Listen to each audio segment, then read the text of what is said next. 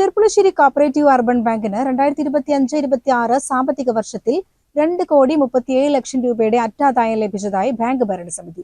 Bank നൽകിവരുന്ന 110 വർഷത്തെ സേവന പാരമ്പര്യം പ്രയോജനപ്പെടുത്തി വിപുലമായ സേവനങ്ങൾ ഇടപാടുകാർക്ക് ലഭ്യമാക്കുമെന്നും ഭരണസമിതി വാർത്താസമ്മേളനത്തിൽ അറിയിച്ചു. ബാങ്ക് ഈ 2025-26 സാമ്പത്തിക വർഷത്തിൽ 2,37,00,000 രൂപ അറ്റാദായം നേടിക്കഴിഞ്ഞിരിക്കുകയാണ്. അതുമാത്രമല്ല, നമ്മുടെ നാട്ടിലെ സഹകരണ ബാങ്കുകളെപ്പോലെ അർബൻ ബാങ്കുകൾക്ക് പ്രവർത്തിക്കാൻ കഴിയില്ല. നിങ്ങൾക്കതറിയുന്ന കാര്യമാണ്. ഈ അർബൻ ബാങ്കുകളുടെ എസ്റ്റാബ്ലിഷ്മെൻറ്റും അഡ്മിനിസ്ട്രേഷനും സംസ്ഥാന ഗവൺമെൻറ്റിൻ്റെ നിയന്ത്രണത്തിലും ഇതിൻ്റെ ബാങ്കിംഗ് ബിസിനസ് മുഴുവനും റിസർവ് ബാങ്ക് ഓഫ് ഇന്ത്യയുടെ നിയന്ത്രണത്തിലുമാണ്. അപ്പോൾ റിസർവ് ബാങ്ക് ഓഫ് ഇന്ത്യ അനുശാസിക്കുന്ന എല്ലാവിധ മാനദണ്ഡങ്ങളും നിയന്ത്രണങ്ങളും പാലിച്ചുകൊണ്ടാണ് ഈ ബാങ്ക് പ്രവർത്തിക്കുന്നത്. ഞങ്ങൾ തമാശയ്ക്ക് പറയാറുണ്ട്, സ്റ്റേറ്റ് ബാങ്ക് ഓഫ് ഇന്ത്യ പ്രവർത്തിക്കുന്നതിനേക്കാൾ ഏറിയോ കുറഞ്ഞോ ഒരു നിലവാരത്തിൽ വേണം ഈ കൊച്ചു ബാങ്കായ ചെർപ്പുളശ്ശേരി കോപ്പറേറ്റീവ് അർബൻ ബാങ്കും പ്രവർത്തിക്കേണ്ടത്. അവർക്കും അർബൻ ബാങ്കുകൾക്കൊക്കെ തന്നെ RBI നിശ്ചയിക്കുന്ന ചില മാനദണ്ഡങ്ങളും അതുപോലെ തന്നെ ചില നിയന്ത്രണങ്ങളുമുണ്ട്. അതിൻ്റെ അടിസ്ഥാനത്തിലാണ് നമ്മളും പ്രവർത്തിക്കുന്നത്. ഈ വർഷം എല്ലാ കരുതൽ തുകകളും മാറ്റിവെച്ചാണ് 2,37,00,000 ബാങ്ക് ലാഭമുണ്ടാക്കിയിട്ടുള്ളത്.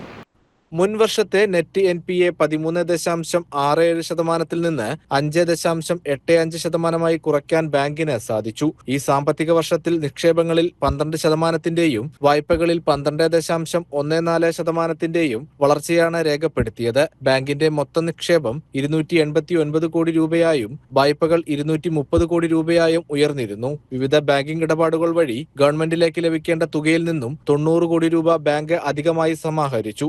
2025-26 വർഷത്തിൽ ബാങ്കിന്റെ വാർഷിക ബിസിനസ് 600 കോടി രൂപയായി വർദ്ധിച്ചു. വരും വർഷങ്ങളിൽ ബാങ്കിന്റെ ആകെ ബിസിനസ് 800 കോടി രൂപയായി ഉയർത്തുകയാണ് ബാങ്ക് ലക്ഷ്യമിടുന്നത്. ഇതിനായി ഇടപാടുകാർക്ക് സഹായകരമാകുന്ന പുതിയ ഇൻഫ്രാസ്ട്രക്ചർ സംവിധാനങ്ങൾ ഏർപ്പെടുത്താനും തീരുമാനിച്ചിട്ടുണ്ട്. ഈ സാമ്പത്തിക വർഷത്തിൽ പുതിയ ബാങ്കിംഗ് സങ്കേതങ്ങൾ ഉപയോഗിച്ച് കൂടുതൽ ആധുനിക സേവനങ്ങൾ നൽകാനാണ് ബാങ്ക് ലക്ഷ്യമിടുന്നത്. ഇതിന്റെ ഭാഗമായി UPI സംവിധാനം കൂടുതൽ ശക്തമാക്കും.